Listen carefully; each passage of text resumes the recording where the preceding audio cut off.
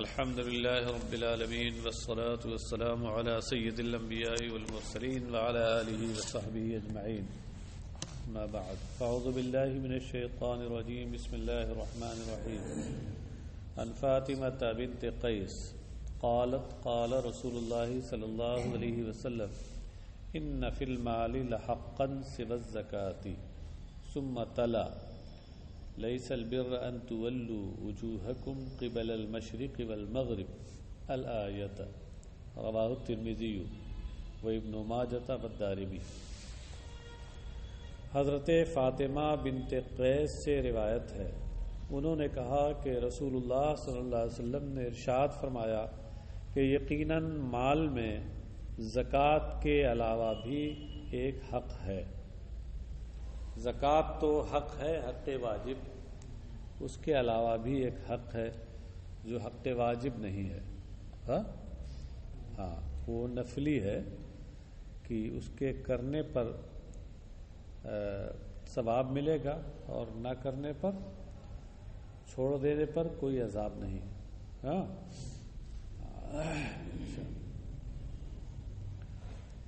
تو یہ حدیث ذکر کرنے کے بعد فاطمہ بنت قیس نے سرکار علیہ الصلوۃ والسلام نے یہ فرمانے کے بعد یہ آیت تلاوت فرمائی. ثم تلا میں ضمیر ہوا کا مرجع ہے رسول اللہ صلی اللہ علیہ وسلم.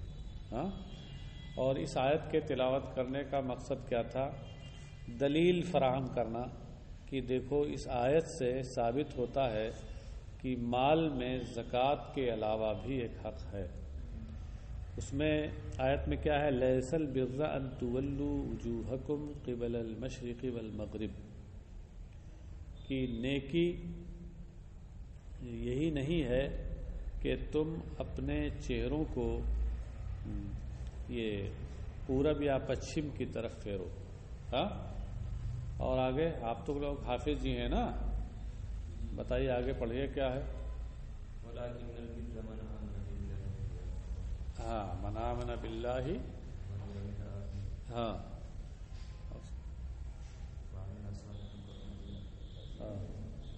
ولکن البر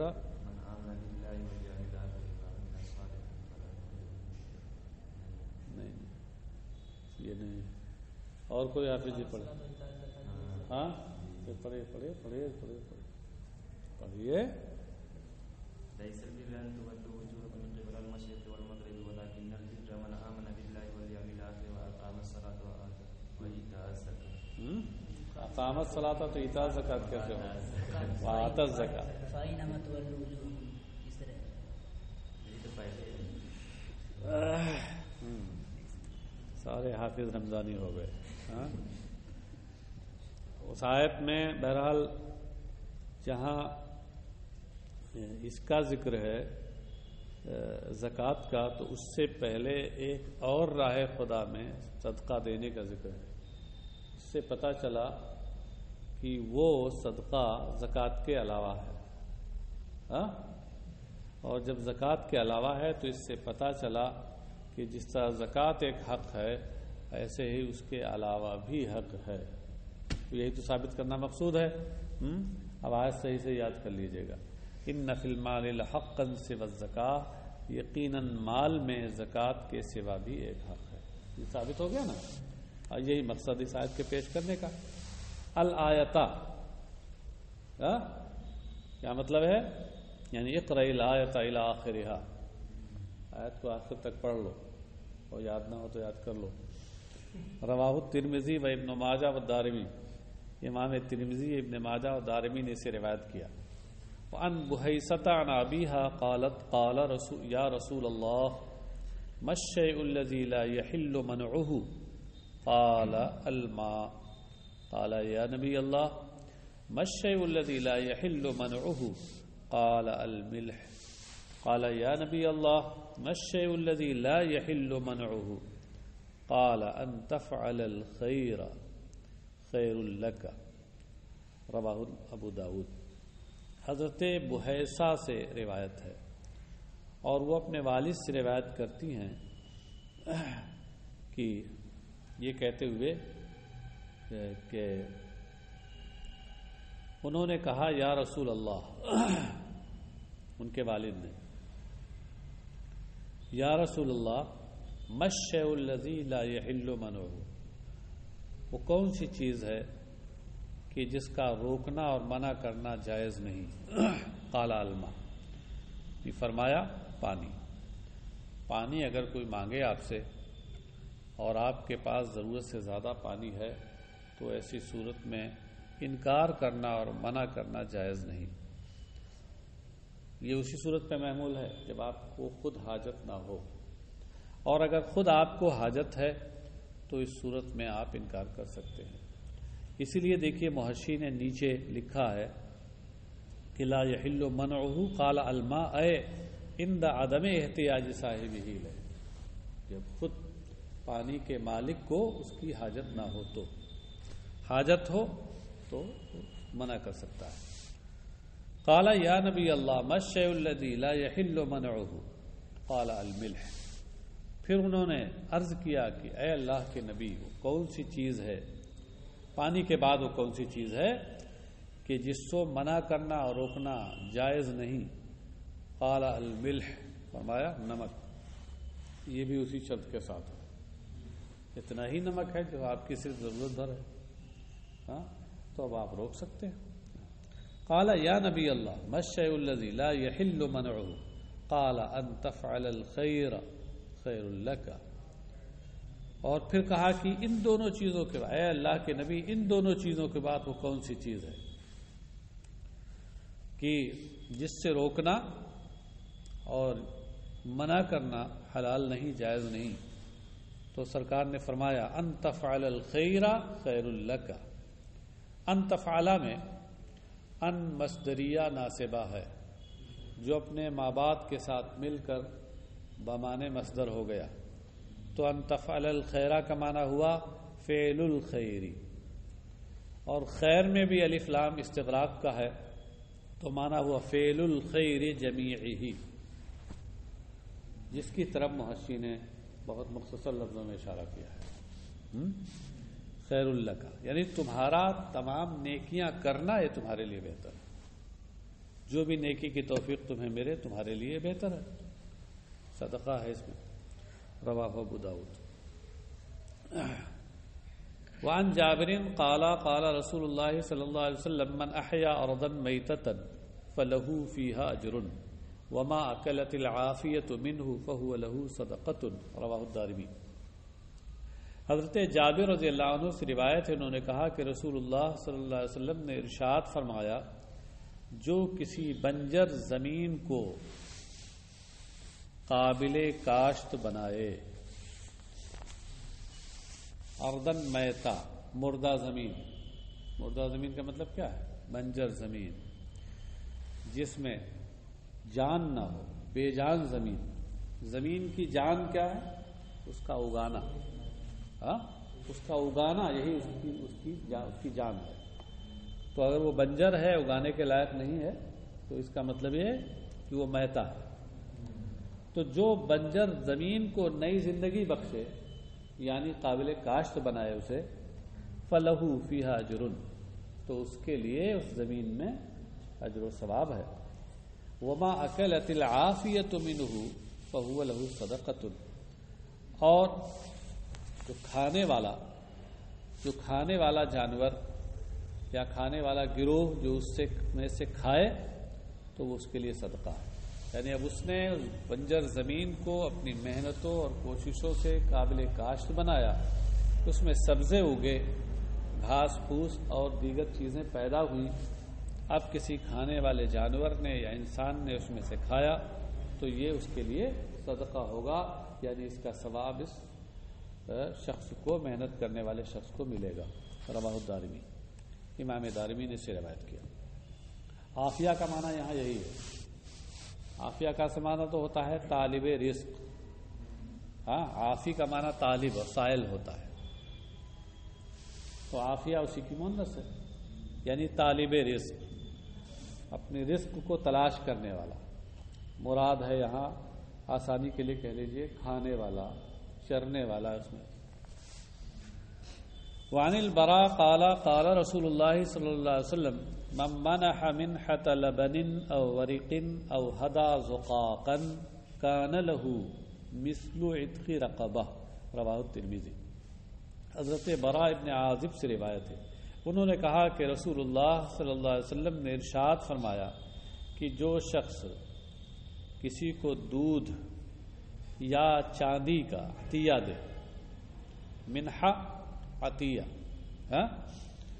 اور ورق کا معنی چاندی، مطلب یہ ہے کہ کسی شخص کو منحہ لبن کیا ہے؟ منحہ کے بارے میں ایک بار میں تفصیل سے بتا چکا ہوں کہ منحہ کی صورت یہ ہوتی تھی کہ کوئی کسی جانور کا مالک ہے، مثلا اونٹنی کا مالک ہے، اور دیکھا اس نے کہ کوئی غریب ہے، اس کے پاس دودھ پینے کے لیے کوئی جانور نہیں ہے، تو اپنی دودھاری اونٹنی کو اسے دے دے کہ جب تک یہ دودھ دے رہی ہے تم اس سے فائدہ اٹھاؤ۔ وہ دے دینے سے مالک بنانا مقصود نہیں ہوتا ہے، اور وہ مالک نہیں ہوتا، بس ایک عارضی وقت کے لیے فائدہ اٹھانے کے لیے اس کو ملتا ہے، اس کے بعد جیسے ہی اس کا دودھ بند ہوتا ہے اصل مالک کی طرف اس کو لوٹا دیا جاتا ہے۔ ایسے ہی ورق کا معنی تو چاندی ہے، مراد یہاں ہے کہ بطور قرض کچھ وقت کے لیے کسی نے چاندی لی یا مال لیا کسی سے، اس نے دے دیا، تو بطور قرض کا مطلب پھر واپس بھی کرنا ہے اس کو، تو یہاں وہی مراد ہے، اس نے منحہ کا لفظ استعمال کیا۔ جو کسی کو فائدہ اٹھانے کے لیے دودھ یا چاندی دے، او ہدا زقاقن، یا کسی کوچے اور گلی کی رہنمائی کرے، ہدا یہدی ہدایتن، راستہ دکھانا، کسی کوچے گلی کی رہنمائی کرے، زقاق کہتے ہیں پتلی گلی کو، کوچا، کان لہو مثل عتق رقبہ، تو اس کے لیے ایک غلام آزاد کرنے کے برابر ثواب ہوگا۔ رواہ الترمذی، امام ترمذی نے اسے روایت کیا۔ یہ باب و فضل صدقہ چل رہا ہے، صدقے کی فضیلت کا بیان، اور اس سے جن جن چیزوں کی فضیلت ہے صدقے کی، جو فضیلتیں حدیث میں آئی ہیں وہ جمع کر دے رہے ہیں۔ عن ابی جریج جابر بن سلیم قال اتيت المدینة فرأيت رجلا يصدر الناس عن رأيه لا يقول شيئا الا صدروا عنه قلت من هذا قالوا هذا رسول الله قال قلت عليك السلام يا رسول الله مرتين قال لا تقل عليك السلام، عليك السلام تحية الميت، قل السلام عليك، قلت أنت رسول الله فقال أنا رسول الله إلى آخر ما قال۔ حضرت ابی جرے جابر ابن سلیم سے روایت ہے، جابر کی کنیت ہے ابو جرے، کنیت کو پہلے ذکر کر دیا ہے۔ کنیت اس نام کو کہتے ہیں جس کے شروع میں اب یا ابن یا یا بنت ہو، جیسے ام سلیم، ام سلمہ، ابو ہریرہ، یہ سب کیا ہیں؟ کنیت ہے۔ قال اتیت المدینۃ، یہ کہتے ہیں کہ میں مدینے آیا، مدینہ منورہ، تو میں نے ایک شخص کو دیکھا کہ یصدر الناس عن رائہ، کہ لوگ اس کی رائے پر عمل کرتے ہیں۔ یصدرو اصل میں صدرہ یصدرو کا معنی ہوتا ہے رجع عن الماء، گھاٹ پر گیا اور پانی پی کے واپس ہوا، یہ ہے، سمجھے؟ صدرہ کا یہ معنی اصل ہوتا ہے۔ تو اب لفظی ترجمہ تو یہ ہوگا کہ لوگ اس کی رائے کے گھاٹ پر جا کر سیراب ہو کر واپس ہوتے ہیں، لفظی ترجمہ یہ ہوگا، استعارہ کی زبان ہے یہاں استعمال کی گئی، اور اس کا حاصل وہی ہے جو نیچے محشی نے لکھا ہے، یصدر الناس عن رائہ اے یعملون بما یامرهم ویجتنبون عما ینہاہم عنہ، کہ ان کے حکم پر عمل کرتے ہیں اور جس چیز سے وہ روکتے ہیں اس سے لوگ رک جاتے ہیں۔ تو اتنا بھی کر دیجئے آپ، تبھی ترجمہ صحیح ہو جائے گا کہ میں نے ایک ایسے شخص کو دیکھا کہ سارے لوگ جس کی رائے پر عمل کرتے ہیں، لا یقول شیئا الا صدروا عنہ، لا نفی کے لیے، الا استثناء کے لیے، دونوں ٹکرا کے مثبت کے معنی میں. ہاں جو بات بھی وہ کہتے ہیں، جو بات بھی وہ شخص کہتا ہے، صدروا عنہ، لوگ اس پر عمل کرتے ہیں، یعنی عملوا به. قلت من ھذا، میں نے کہا یہ کون ہے، یہ پہچانتے تھے نہیں، کہا یہ کون ہے. قالوا ھذا رسول اللہ، لوگوں نے کہا یہ اللہ کے رسول ہے. قال، یہ راوی کہتے ہیں کہ قلت علیک السلام یا رسول اللہ مرتين، یعنی قلت مرتين علیک السلام یا رسول اللہ. یہ کہتے ہیں کہ میں نے 2 بار کہا علیک السلام یا رسول اللہ، اس میں علیکہ کو سلام سے مقدم کیا. قال لا تقل علیک السلام، علیک السلام تحیۃ المیت، سرکار نے کہا علیک السلام نہ کہو. علیک السلام یہ تو مردوں کا سلام ہے، دور جاہلیت میں مردوں کو اس طرح سے سلام کیا کرتے تھے، علیک السلام. یہ دور جاہلیت، اس لیے نیچے فی زمان الجاہلیہ کر دیا. ہاں اور دور اسلام میں تو نبی اکرم صلی اللہ علیہ وسلم سے جو الفاظ منقول ہیں ان میں کہنا، سلام کرنا مردوں کو وہ مسنون ہے. السلام علیکم یا اہل القبور، یا السلام علیکم دار قوم المؤمنین انتم سلفنا ونحن بالاسر، مختلف الفاظ آئے ہیں، ان میں سے جس سے بھی آپ ادا کریں گے سلام ہو جائے گا سنت کے مطابق. قل السلام علیکہ، تم السلام علیکہ کہو. سرکار نے تعلیم دی فوراً، السلام علیکہ کہو. قلت انت رسول اللہ، میں نے کہا آپ اللہ کے رسول ہیں. فقال انا رسول اللہ الذي ان اصابك ضر فدعوته كشفه عنك وان اصابك عام سنة فدعوته او دعوته انبتها لك واذا كنت بارض قفر او فلات فظلت راحلتك فدعوته یا دعوته ردها عليك. قلت احد الی، قال لا تسبن احدا. قال فما سببت بعده حرا ولا عبدا ولا بعيرا ولا شاة. قال ولا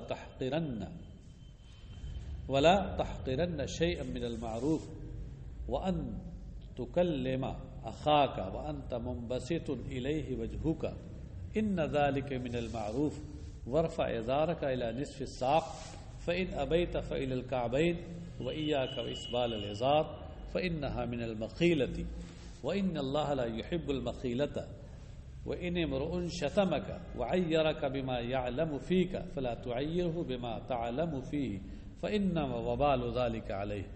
رواه أبو داود وروى الترمذي منه حديث السلام وفي رواية فيكون لك أجر ذلك ووباله عليه. تو یہ کہتے ہیں میں نے عرض کیا کہ آپ اللہ کے رسول ہیں، تو انہوں نے کہا میں اس خدا کا رسول ہوں. الذی ان اصابک ضر، ہاں کہ اگر تمہیں کوئی تکلیف پہنچے، فدعوتہ تو میں دعا کروں اللہ سے. ہاں دعوتہ صیغہ تکلم کے ساتھ، یا دعوتہ تم اس خدا سے دعا کرو صیغہ خطاب کے ساتھ، دونوں یہاں درست ہے. ہاں مطلب یہ ہے کہ میں خود دعا کروں، میری دعا وسیلہ بن جائے، یا تم دعا کرو یعنی میرے وسیلے سے. ہاں اسی لیے دیکھیے محشی نے نیچے اس کا معنی لکھا ہے فدعوتہ، اے بلکہ فدعوتہ کہہ لیے پہلے، فدعوتہ اے انت بوسیلتی، تم دعا کرو میرے وسیلے سے، یا فدعوتہ اے انا. کشفہ عنک، تو اللہ تبارک و تعالی اس پریشانی کو تم سے دور فرما دے گا. کشف الضر کا معنی کیا ہوتا ہے؟ ازال الضر، دور کرنا، ابعد. وَإِنْ أَصَابَكَ عَامُ سَنَةٍ، اور اگر قحط سالی تمہارے اوپر آ جائے، عام و سنہ مراد قحط سالی.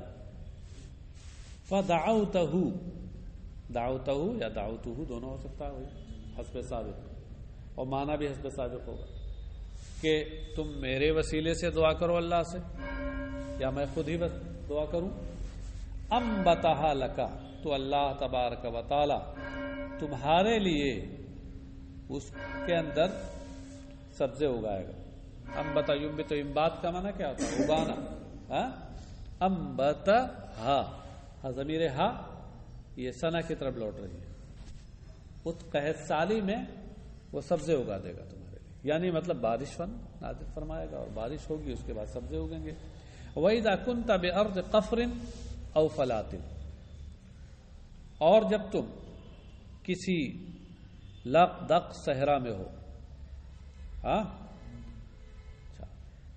قفر کا معنی کیا ہوتا ہے؟ خالٍ عن الماء والکلہ، بے آب و گیاس زمین، جہاں نہ پانی ہو نہ گھاس، بے آب و گیا.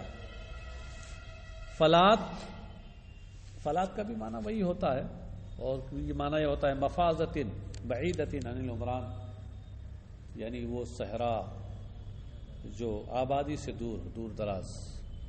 اگر تم کسی بے آب و گیا زمین میں ہو، یا یہ فرمایا کہ فلاطن آبادی سے دور صحرا میں ہو، فضلت راحلتک، اور پھر تمہاری سواری گم ہو جائے، سواری کا جانور جسے اٹھنی گم ہو جائے. فدعوتہ یا دعوتہ، تم اس خدا سے دعا کرو، میں دعا کروں. ردھا علیک، تو اس سواری کو تمہاری طرف وہ لوٹا دے گا. میں اس خدا کا رسول ہوں، جس کی یہ شان ہے. وہ حلال المشکلات ہے، پریشانیوں میں وہ کام آنے والا ہے.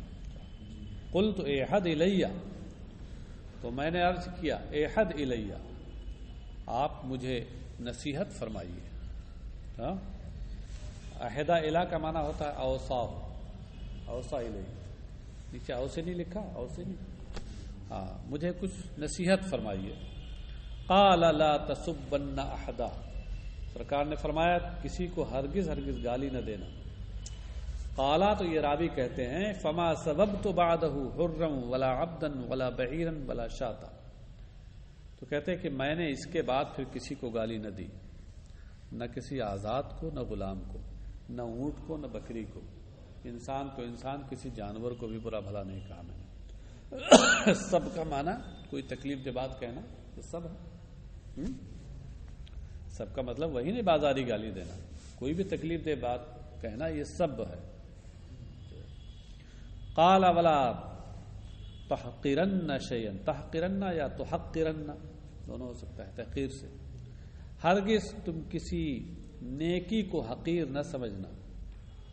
کیا مطلب ہے؟ کوئی نیکی ہلکی ہو تو اس کو ہلکی سمجھ کر یہ نہ سمجھنا ارے اس کی کوئی ضرورت نہیں. اور یا یہ کہ تمہارے ساتھ کوئی نیکی کرے، تم کو مثلا کوئی چیز دے دے مختصر، بہت زیادہ قیمتی نہیں ہے، تو اس کو تم ہلکی مت سمجھنا، حقیر مت سمجھنا، لے لینا. کہ اس کی دل شکنی ہوگی نہیں لوگے تو. وَأَن تُكَلِّمَ أَخَاكَ وَأَنْتَ مُنبَسِطٌ إِلَيْهِ وَجْهُكَ، یہ وَأَنْتَ مُنبَسِطٌ إِلَيْهِ وَجْهُكَ یہ جملہ حالیہ ہے. وَأَن تُكَلِّمَ أَخَاكَ، تو یہ کیا خبر ہے؟ مطلب کیا ہوگا؟ اور یہ کہ تم اپنے بھائی سے اس حال میں گفتگو کرو کہ تم اس کے سامنے شگفتہ روح ہو، شگفتہ روح ہو، ہنسمکھ ہو، ہنستے ہوئے مسکراتے ہوئے اپنے بھائی سے بات کرو. خندہ پیشانی کے ساتھ اپنے بھائی سے تم گفتگو کرو. ان ذالک من المعروف، کہ یقیناً یہ بھی نیکیوں میں سے ہے، یہ بھی ایک نیکی کا کام ہے. ورفع ازارک الی نصف الساق، اور اپنا تہبند نصف پنڈلی تک بلند رکھو. نصف پنڈلی یہاں تک تہبند اپنا بلند رکھو. سرکار علیہ الصلوۃ والسلام عام طور سے اتنا ہی رکھتے تھے. اچھا، آج کیا ہے کہ عجیب سا مسئلہ، ایک خاص قوم کی نشانی ہو گئی.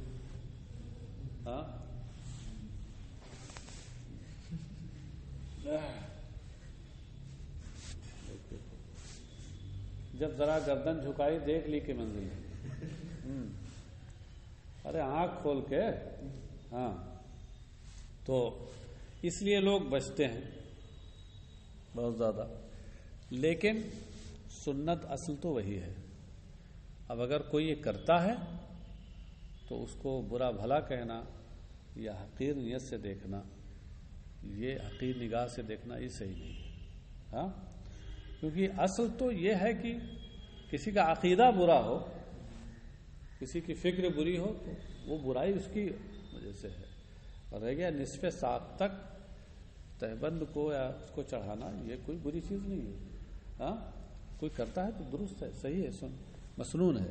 فَإِنْ أَبَيْتَ فَإِلَى الْكَعْبَيْنِ، تو اگر تمہیں نامنظور ہو یہ، تم اتنا نہیں بلند کرنا چاہتے ہو، فَإِلَى الْكَعْبَيْنِ، تو ٹخنوں تک. اس طرح سے رہے کہ ٹخنے سے اوپر رہے، آپ ٹخنے بند نہ ہو. ہاں ہم لوگوں کو اس جانب توجہ کرنی چاہیے. بہت سے لوگ توجہ نہیں کرتے ہیں. عموماً تو علماء اور دیندار لوگ توجہ کرتے ہیں، لیکن بہت سے لوگ توجہ نہیں کرتے ہیں. توجہ کرنے کی ضرورت. اور پھر اتنے ہی پہ نہیں کہا کہ فَإِلَى الْكَعْبَيْنِ، آگے اور تاکید فرمائی کہ وَإِيَّاكَ وَإِسْبَالَ الْإِزَارِ فَإِنَّهَا مِنَ الْمَخِيلَةِ، اور تہبند کو ٹخنوں سے نیچے لٹکانے سے بچو. اسبال کا معنی کیا ہوتا ہے؟ کپڑا لٹکانا. ہاں اور یہاں چونکہ الی الکعبین کے بعد آیا ہے تو اسبال الازار کا مطلب ہوگا کیا؟ ٹخنے سے نیچے لٹکانا. اس سے بچو. فإنها من المخیلہ، مخیلہ کا معنی تکبر، اس لیے کہ یہ غرور و تکبر میں سے ہے. غرور و تکبر کی صورت ہوتی ہے. یہی سے ہمارے علماء فرماتے، فرق کرتے ہیں اس میں کہ اگر کسی نے یوں ہی اپنا اس کا تہبند نیچے چلا گیا ٹخنے سے تو یہ مکروہ تنزیہی ہے. یوں ہی کا مطلب تکبر کے بغیر. اور اگر تکبر کے ساتھ، تکبر کی وجہ سے وہ کر رہا ہے نیچے، تو یہ مکروہ تحریمی ہے. ہاں یہی جو فإنها من المخیلہ جو علت ہے، اسی سے فرق ظاہر ہو رہا ہے. وَإِنَّ اللَّهَ لَا يُحِبُّ الْمَخِيلَةَ، اور اللہ تکبر کو پسند نہیں فرماتا. وَإِنِ امْرُؤٌ شَتَمَكَ وَعَيَّرَكَ بِمَا يَعْلَمُ فِيكَ فَلَا تُعَيِّرْهُ بِمَا تَعْلَمُ فِيهِ، اور اگر کوئی شخص تمہیں گالی دے اور اس چیز کی آر دلائے کہ تمہارے بارے میں جس کو وہ جانتا ہے، تمہارے اندر جس کو وہ جانتا ہے، تمہاری ذات میں کوئی تمہاری برائی جانتا ہے اور اس کو آر دلائے، یاد دلائے، کہہ رہے تم کیا بات کر رہے ہو، تمہارے اندر تو یہ بات ہے. اگر کوئی تمہیں اس چیز کی آر دلائے کہ وہ جس کو تمہارے اندر جانتا ہے، فلا تعیرہ بما تعلم فیہ، تب بھی تم اسے اس چیز کی آر نہ دلاؤ جس کو تم اس کے اندر ہونا جانتے ہو. فإنما وبال ذلك علیہ، کیونکہ اس کا وبال اس پر ہوگا. وہ آر دلائے گا تو تکلیف تمہیں پہنچائے گا، تو اس کی آر ننگو، اس کا وبال اس کے ذمہ جائے گا. رواہ ابو داؤد، امام ابو داؤد نے اسے روایت کیا، اور ترمذی نے اس میں حدیث سلام کو روایت کیا. یہ پورا نہیں روایت کیا، وہی سلام تک. ہاں وفی روایت فیکون لک اجر ذلک وبالہ علیہ، اور ایک روایت میں یہ ہے کہ سرکار نے فرمایا اس میں تو یہ فإنما وبال ذلک علیہ، اور دوسری روایت میں یہ فیکون لک اجر ذلک وبالہ علیہ، کہ تو تمہارے لیے اس کا ثواب ہوگا اور اس کا وبال اس پر ہوگا، جس نے تمہیں آر دلائی، تمہیں برا بھلا کہا. اب یہاں صاحب کس چیز کا ذکر چل رہا ہے؟ نیکی کا ذکر چل رہا ہے. ہاں وَلَا تَحْقِرَنَّ شَيْئًا مِنَ الْمَعْرُوفِ کا بھی ذکر آ گیا، اور ہر نیک کام کرنا یہ بھی صدقہ ہے. کل معروف صدقہ، یہ گزر چکا ہے. اس لیے باب و فضل صدقہ میں اگر اس حدیث کو ذکر کیا گیا ہے تو برمحل ہے. وعن عائشة أنهم ذبحوا شاة فقال النبي صلى الله عليه وسلم ما بقي منها، قالت ما بقي منها إلا كتفها قال بقي كلها غير كتفها رواه الترمذي وصححه. ام المؤمنین حضرت عائشہ صدیقہ رضی اللہ عنہا سے روایت ہے کہ لوگوں نے ایک بکری ذبح کی تو نبی اکرم صلی اللہ علیہ وسلم نے ارشاد فرمایا ما بقی منہا، اس میں سے کیا باقی رہا؟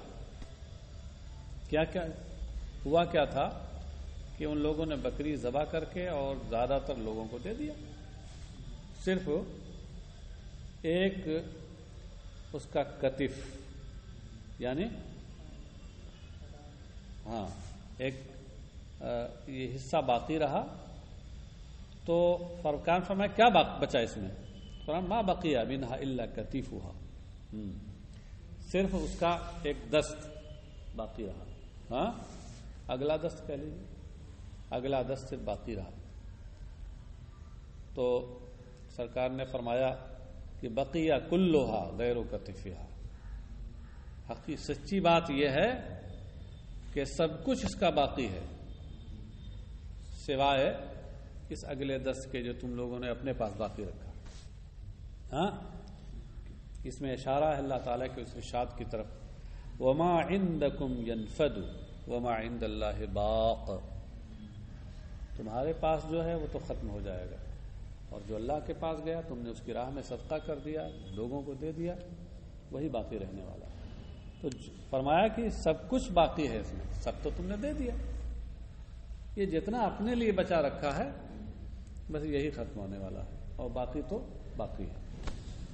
رواہ الترمذی وصححہ، امام ترمذی نے اسے روایت کیا اور اس کی تصحیح کی، یعنی اس حدیث کو صحیح قرار دیا.